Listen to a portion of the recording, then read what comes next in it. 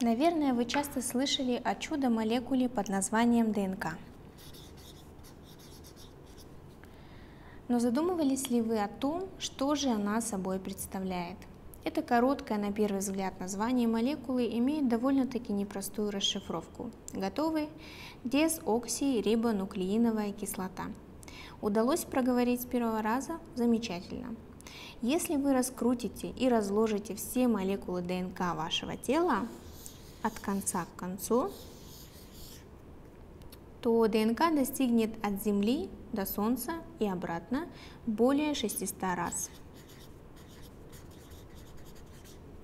Эта макромолекула идеально упакована в каждой клеточке вашего организма. В каждой человеческой клетке примерно 1 метр ДНК.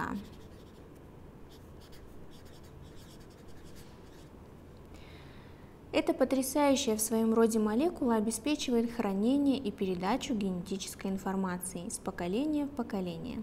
ДНК хранит информацию, которая программирует все процессы, происходящие в нашем организме. Почти каждая ваша клетка, другими словами, соматическая клетка, содержит 46 хромосом.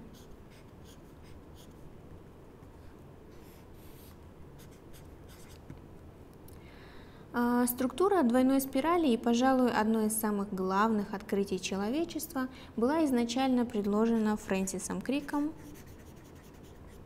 и Джеймсом Уотсоном в 1953 году. Итак, ДНК состоит из нуклеотидных нитей,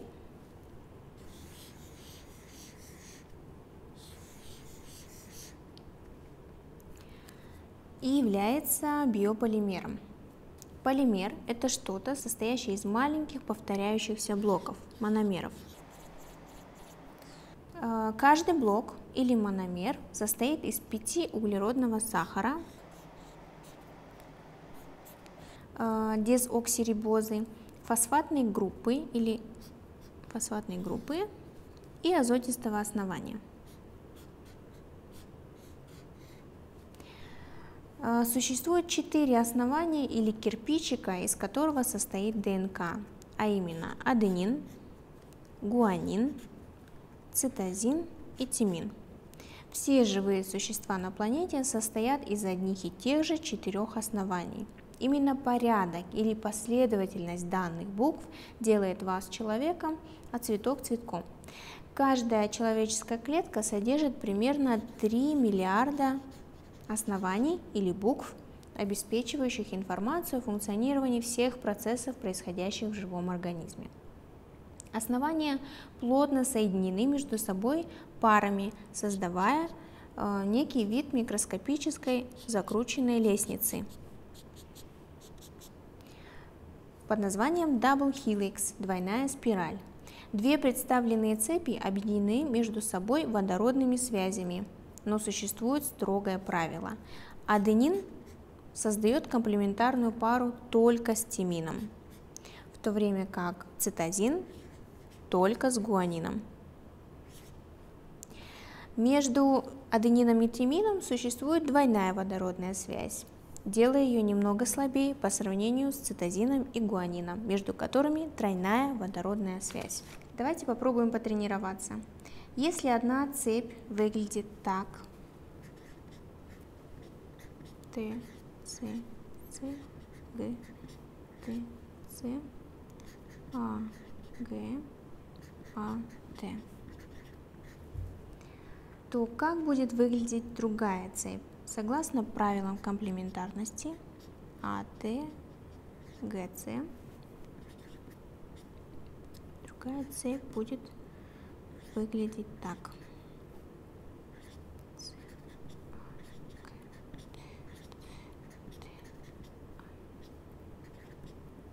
Легко. Зная последовательность одной цепи, можно догадаться, как выглядит другая цепь, так как цепи комплементарны.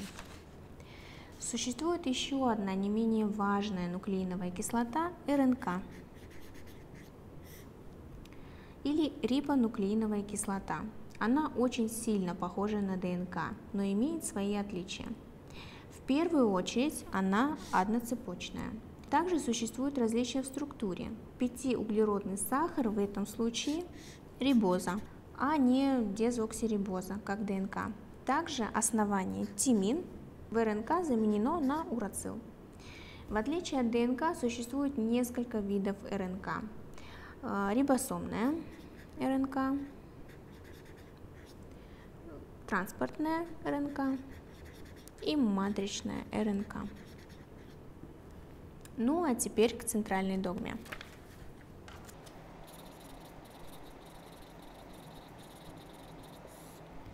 Центральная догма объясняет, как же все-таки мы и все живые существа на планете читают эту запрограммированную молекулу. Центральная догма очень проста. ДНК, МРНК, протеин. Информация, хранившаяся в ДНК, переходит в МРНК, процесс, называющийся транскрипцией.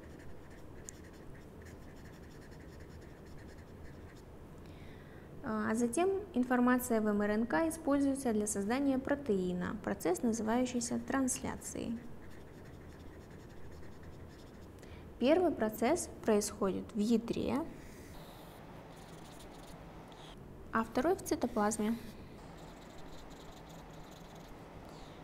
Таким образом, ДНК только хранит информацию, а всю работу в клетке потом делают протеины. Давайте рассмотрим пример. Берем молекулу ДНК.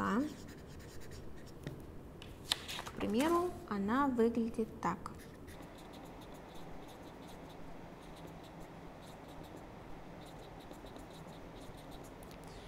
Пишем для нее комплементарную цепь согласно правилу АТ-ГЦ.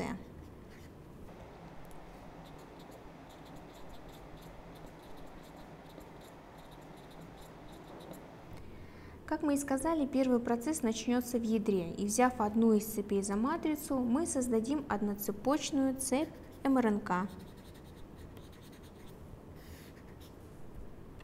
Промежуточное состояние.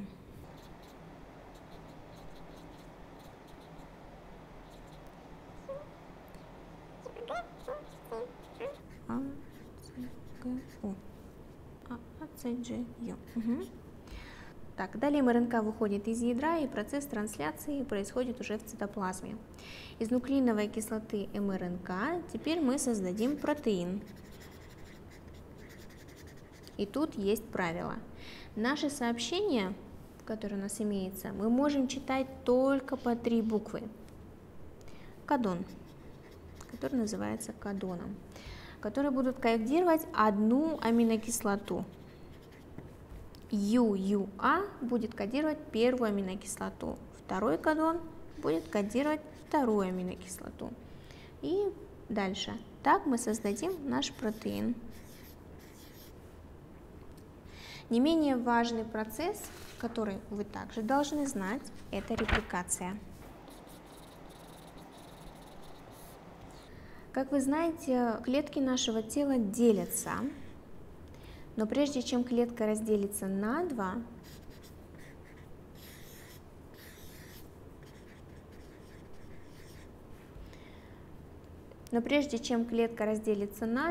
ей нужно удвоить свое ДНК. Это и есть процесс репликации.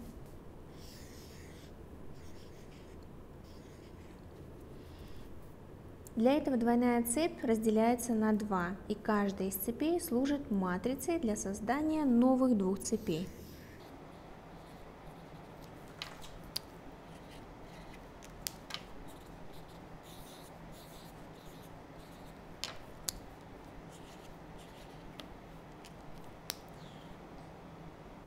В итоге мы получаем 2 идентичные молекулы ДНК, и клетка может разделиться.